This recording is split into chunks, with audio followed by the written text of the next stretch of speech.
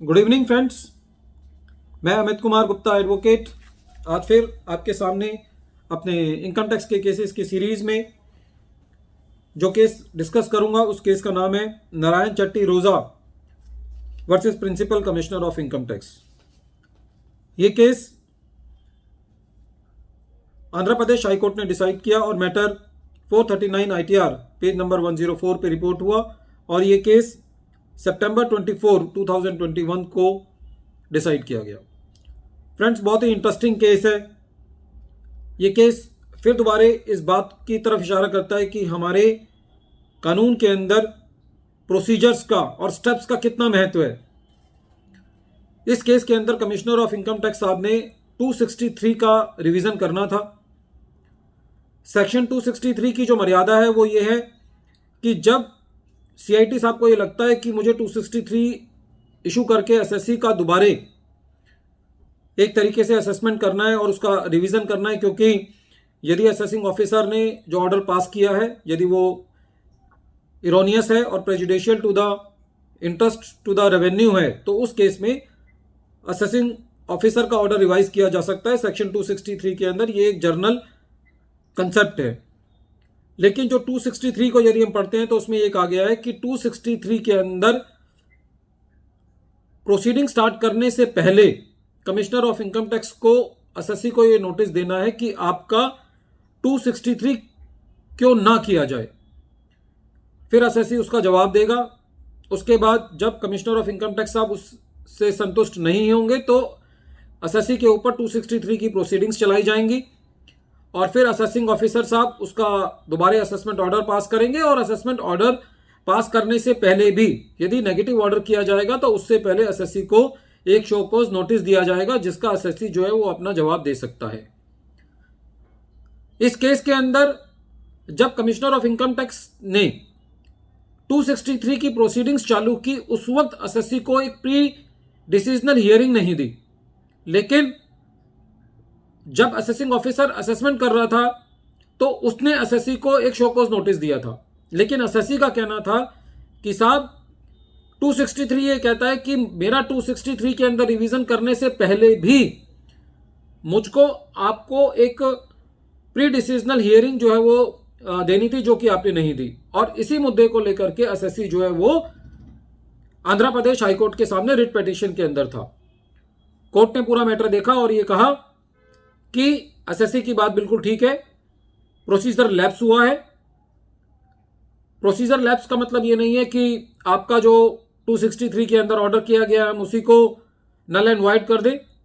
लेकिन क्योंकि procedure lapse हुआ है तो आपको एक प्री डिसीजनल हियरिंग का मौका दिया जाना चाहिए। और हाई कोर्ट ने ये मैटर जो है वो CIT साहब को रिवर्ट बैक कर दिया और ये कहा कि आप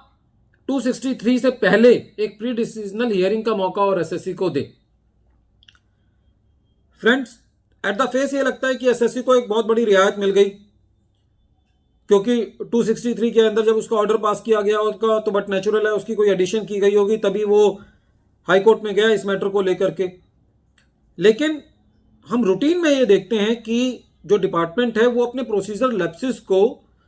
क्रॉस करके असेसमेंट ऑर्डर्स पास कर रहे हैं और एक नहीं हजारों ऑर्डर पास हो रहे हैं, चाहे वो 263 का है, चाहे वो 148 का है, चाहे 143 सबसेक्शन 3 का है। यदि हम उनके एंगेस्ट रिट में नहीं जाते हैं तो हमारे पास CIT अपील में जाना है, उसके बाद ITAT जाना है। CIT अपील से रियायत मिलती नहीं है। 5-7 साल बाद जाकर के जब ITAT का मैटर आएगा, जब तक हमारे ऊपर इंटरेस्ट लग चुका होता है, स्टे ऑफ डिमांड का प्रेशर होता है, एसएससी से टैक्स ले लिया जाता है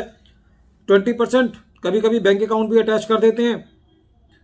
और उसके बाद CIT अपील जैसे ही रिवर्स ऑर्डर करता है तो पेनल्टी जो इनिशिएट की होती है, जो कैप्टन अबेंस रखी हुई होती है, उसको कंफर्म कर देते हैं और मैटर जो है वो ITAT के अंदर चल रहा होता है। तो एसएससी को एक और अपील दायर करनी पड़ती है पेनल्टी की और CIT अपील साहब ने क्योंकि ऑर्डर कंफर्म किया होता है तो वो पेनल्टी का ऑर्डर भी कंफर्म करते हैं। तो एसएससी के पास ITAT में 2 मुकदमे हो जाते हैं, एक तो जो उसका क्वांटम होता है और एक पेनल्टी का मैटर हो जाता है। तो ऐसे केसेस के अंदर जहां पे प्रोसीजरल लैप्सेस हैं with dues respect to the various courts, whether it is ITAT और हाई कोर्ट और सुप्रीम कोर्ट, जहां पे भी ऐसे ऑर्डर्स पास किए जाते हैं जहां पे प्रोसीजर्स को बिल्कुल ताक पर रखा जाता है, उन केसेस के अंदर यदि कोई ऐसा लेजिस्लेचर गवर्नमेंट लाए कि जहां पे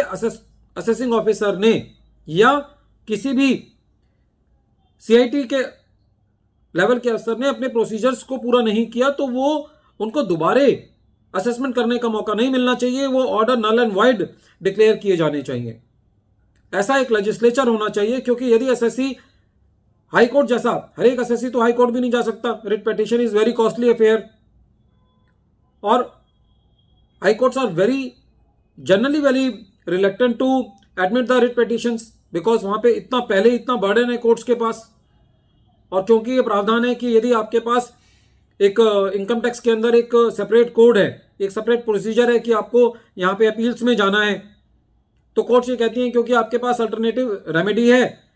तो आप यहाँ क्यों आए, और फिर भी यदि सुनवाई हो जाती है तो ज़्यादा से ज़्यादा मैटर रिवर्ट बैक हो जाता है। तो ऐसे केसेस के अंदर सीआईटी साहब कहेंगे चलो जी ठीक है, मैंने एक गलती कर दी थी, मैंने आपको एक प्री डिसीजनल हियरिंग का मौका नहीं दिया था, मैं आपको प्री डिसीजनल हियरिंग का एक मौका और देता हूँ। एसएससी जो भी चिट्ठी लिखेगा कंसीडर मैक्सिमम केसेस में होती नहीं है, तो फिर दोबारा जो ऑर्डर पास किया गया है वो ऑर्डर जो है वो करीबन कंफर्म है, तो फिर दोबारा एसएससी के पास और कोई मौका नहीं है, वो दोबारा उसको आईटीआईटी के पास जाना है। तो वटेवर जहां एसएससी ये सारी चीज़ों को घूम फिर करके जहां से वो चलता है वो बेचारा वहीं पहुंच जाता है। तो मेरा इस केस में हमारी गवर्नमेंट से ये अपील है कि गवर्नमेंट एक ऐसा इनेक्टमेंट लाए कि जहां पे ऑफिसर्स ने अपने प्रोसीजर्स का पालन नहीं किया, वहां पे केसेस को रिवर्ट बैक ना होकर के कोर्ट्स को यह अधिकार दिया जाए कि वो उनको नल एंड वाइड डिक्लेयर कर दे, ताकि वो असेसमेंट ऑर्डर को पास करते वक्त 10 बार ये देखें कि हमारे पास से कोई प्रोसीजर लैप्स तो नहीं हुआ। फेसलेस स्कीम के अंदर जितने ऑर्डर्स के साथ छेड़खानी हो रही है, जितने प्रोसीजर लैप्सेस की धज्जियां उड़ रही हैं, वो लोग किसी भी तरीके से किसी भी लेवल पर ये देखने को तैयार नहीं है कि एसएससी ने जो रिप्लाई सबमिट किया, उसने अपने अप्रूवल की कॉपी मांगी, उसने डॉक्यूमेंट्स की कॉपी मांगी। कितने हाई कोर्ट्स के डिसीजन है, बॉम्बे हाई कोर्ट ने अभी भी रिसेंटली कहा है कि यदि आपको सेक्शन 148 का नोटिस इशू करना है तो एसएससी के बिना पूछे आप रीजंस टू बिलीव के साथ ही सारे डॉक्यूमेंट्स जो है वो उसको दें, अप्रूवल की कॉपी उसके साथ दें। यदि आपने किसी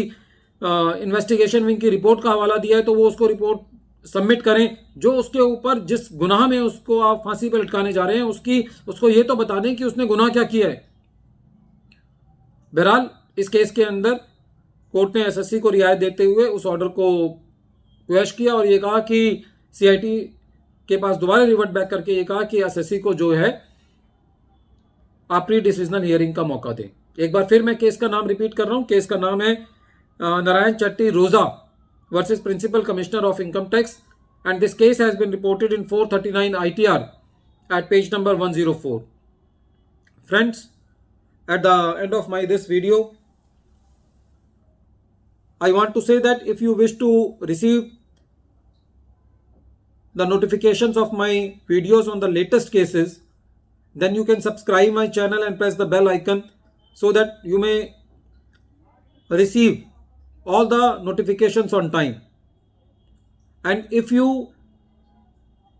want to give any suggestion for the my videos, then you can also put your suggestions in the comment box, or you can also WhatsApp me so that I can improve on my those things. Thank you friends, thanks for the patient hearing. Thank you.